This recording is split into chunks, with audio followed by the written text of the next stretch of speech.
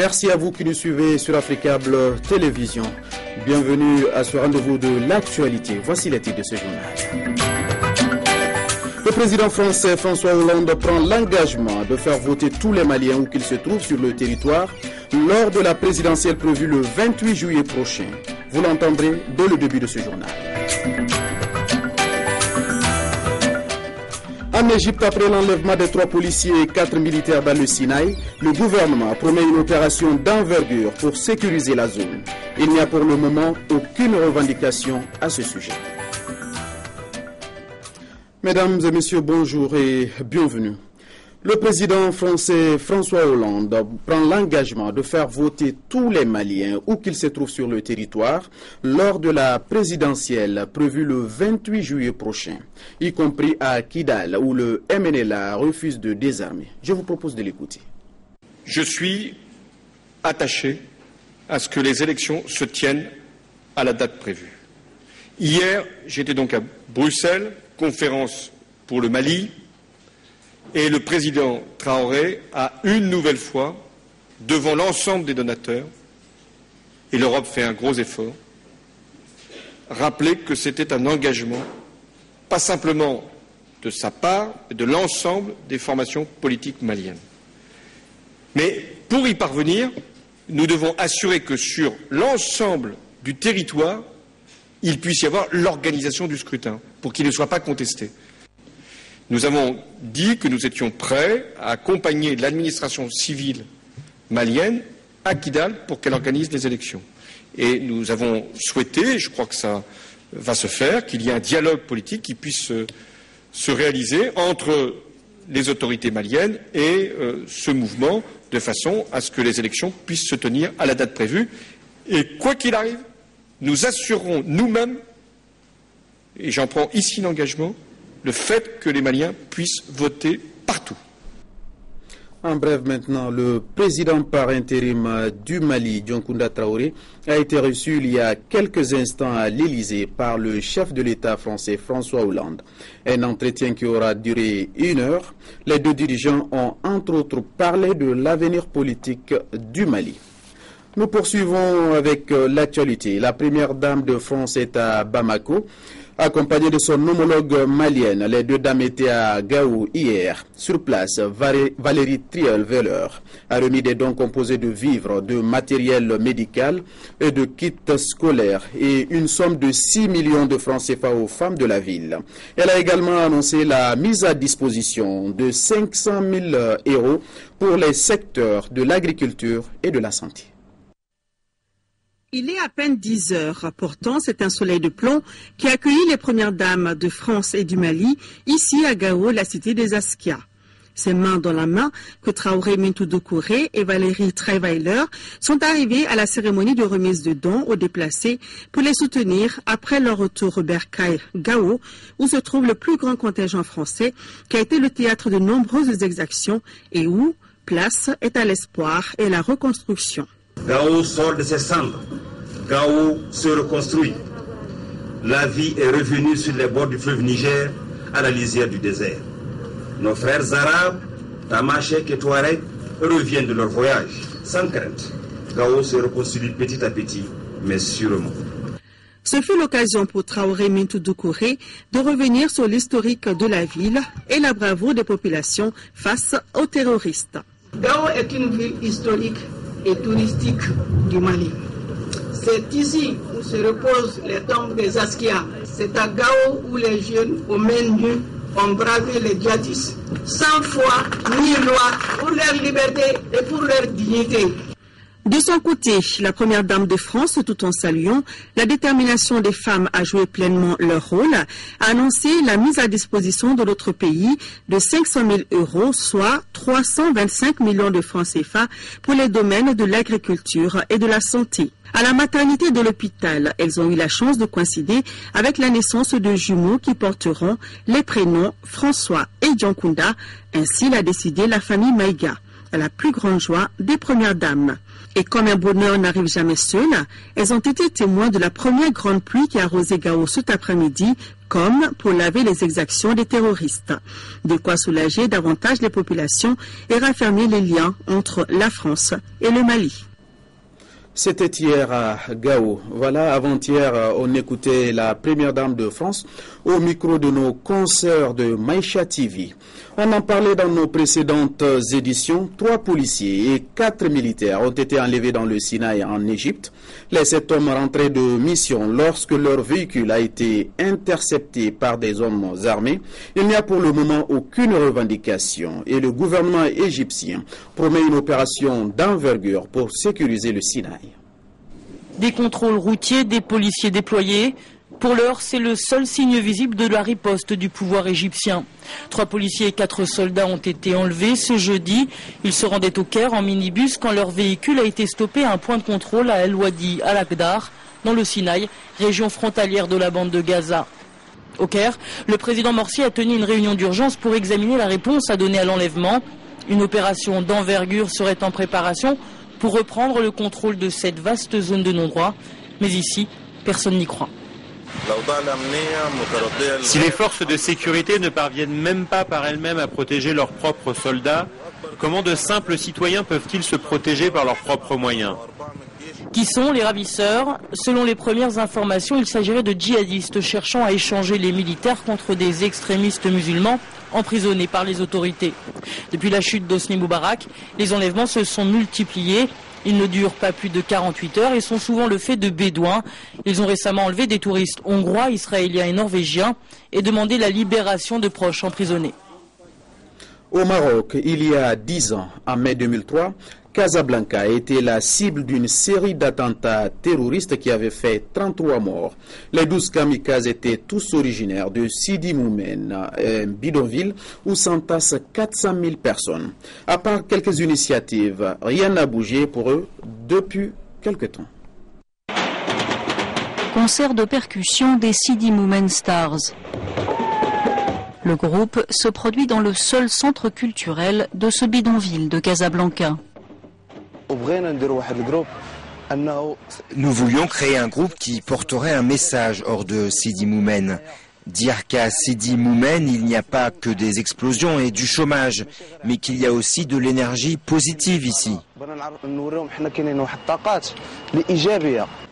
Sidi Moumen est surtout connu pour être le lieu de naissance des kamikazes qui ont tué 33 personnes dans les attentats de Casablanca en 2003. L'attaque avait fait trembler le Maroc et mis en lumière les conditions de vie déplorables des 400 000 habitants de ce bidonville. Quand Bouprère Mazoz ouvre ce centre culturel en 2007, il constate une absence quasi totale de ressources pour les jeunes. C'était inconcevable et incroyable de voir des jeunes, pratiquement qui constituent 75% de la population, sans un endroit adéquat pour passer leur temps. Encore aujourd'hui, les habitants du bidonville, stigmatisés comme étant un nid à terroristes, manquent de tout. Je me suis réveillé ce matin et j'ai découvert que ma mère avait besoin d'eau potable. Je suis sorti pour en trouver, mais les robinets sont à sec ici. Et ailleurs, ils avaient à peine quelques gouttes. Nous souffrons ici. Où sont les droits de l'homme? Où sont les responsables de cette région? Je ne comprends pas. Après les attaques, associations et projets de relogement ont vu le jour, mais les moyens financiers font cruellement défaut. Nous avons entendu dire qu'il y a des projets à Sidi Moumen, mais ce que nous voyons en réalité, c'est qu'il n'y a pas un seul projet qui profite à la population. En l'absence d'initiatives concrètes, le risque de voir la jeunesse se radicaliser demeure et la menace est toujours présente. Les autorités marocaines affirment avoir démantelé 123 cellules terroristes au cours des 10 dernières années. Dans l'actualité également, le Cameroun avec ce regard sur les symboles de l'État. Et parmi ces marques d'identification, il y a entre autres le drapeau national, l'hymne national et la devise. La petite histoire de ces symboles est souvent peu ou mal connue. Et pourtant, chacun de ces symboles raconte un pan de l'histoire commune du pays, de la Constitution à la consolidation de l'État unitaire. Une multitude de drapeaux verts ou jaunes frappés d'une étoile d'or au centre flottant au vent dans la cour de l'hémicycle abritant le Parlement camerounais. Une image presque banale, mais qui vaut son pesant d'or parce que ce drapeau, c'est l'un des symboles forts de la République. Il s'agit d'une marque d'identification d'un groupe, d'une communauté, d'un État qui est censé refléter les valeurs que portent ceux qui ont fondé cette collectivité ou cette communauté. En tant que marque d'identité du Cameroun, l'utilisation du drapeau national est codifiée et l'attitude à adopter devant le pavillon national est indiquée dans la loi fondamentale du Cameroun. Il doit flotter sur les édifices publics. Il est interdit pour des particuliers d'arborer le drapeau national sur leur résidence. Spécifiquement conseillé à tous ceux qui se trouvent dans l'entourage immédiat des personnes chargées de déployer le drapeau et d'exécuter l'hymne national, de s'immobiliser, d'adopter une attitude de méditation. C'est le 10 novembre 1957 à Yaoundé qu'a eu lieu le premier envoi du drapeau camerounais. Le vert, rouge, jaune choisi par les pères fondateurs du pays, parmi lesquels André Marimbida, alors Premier ministre. Le vert, il s'agissait de symboliser vastes étendues vertes du grand sud du Cameroun, en même temps que cela symbolisait la prospérité et l'espérance. La rouge, elle devait exprimer l'autorité de l'État. Pour ce qui est de la couleur jaune, elle était censée représenter la partie septentrionale. Ce 20 mai 2013, le président de la République Paul Biya va encore perpétrer la tradition des honneurs au drapeau de la République. Celui-là en soie frangé d'or, aux dimensions de 45 cm sur 90 cm. En musique à présent, Pape Niang est un chanteur sénégalais, pas tout à fait comme les autres. Aveugle, il vit son handicap comme une force et il entend bien le faire partager au sein de son association Handicapable. Quand on écoute Pape Niang et son groupe, impossible de deviner qu'il joue dans le noir. Ce musicien de jazz sénégalais est aveugle de naissance, mais il se définit comme un handicapable.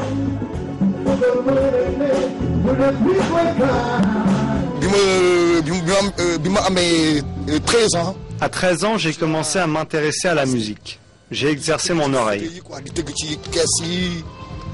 Je tapais sur tous les objets, chaises, fauteuils, caisses.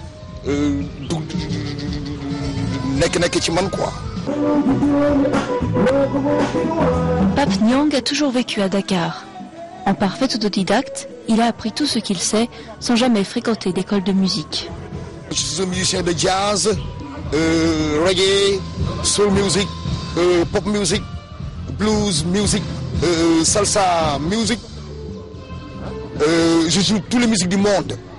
Récemment, il a décidé de mettre son talent au service d'une cause qui lui est chère. Son projet, Handicapable, doit aider les personnes handicapées à apprendre un métier. Mon rêve, c'est qu'aucun handicapé n'aille faire le mendiant dans la rue. À 58 ans, Pape a 40 années de musique à son actif. Il a donné des concerts en Europe, enregistré 3 albums solo et le 4e est en chemin. Mais pas question de ralentir le rythme, son rêve est de chanter un jour avec Stevie Wonder, le grand chanteur américain, lui aussi aveugle.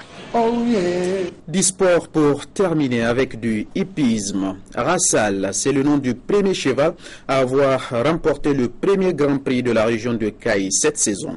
C'est la ville de Tronkoumbe qui a abrité la course. Yacouba Dansogo pour le commentaire. C'est la sous-préfecture de Tronkoumbe qui a abrité le premier Grand Prix de la saison de la première région administrative du Mali. Considérée comme la capitale des chevaux, Tronkoumbe est située à 46 km du cercle de Nioro et à 19 km de la frontière Mali-Mauritanie. La ville de Tronkoumbe a été retenue pour abriter cette grande course grâce à Mamadou Ndiaye Madoufi, président d'honneur de l'association malienne des propriétaires de chevaux, AMPC, et le plus grand propriétaire de chevaux de course au Mali. Au total, ce sont plus de 200 chevaux qui ont pris part à ce rendez-vous et record. Pour ce Grand Prix doté du drapeau AMPC, 6 courses ont eu lieu. 3 dans la catégorie des petits chevaux, 2 dans celle des demi-cracks et une course des cracks. La première course des demi-cracks a vu la victoire de Balou.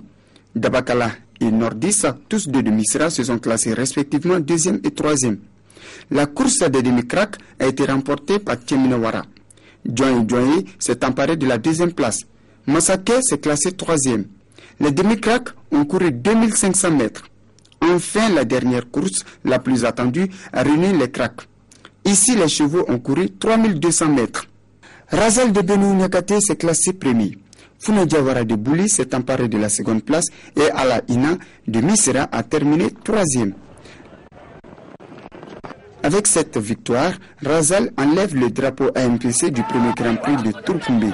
Vivement la deuxième édition. Fin de cette édition. Merci à vous de l'avoir suivi. Passez une excellente journée en compagnie des programmes d'Africa Télévision.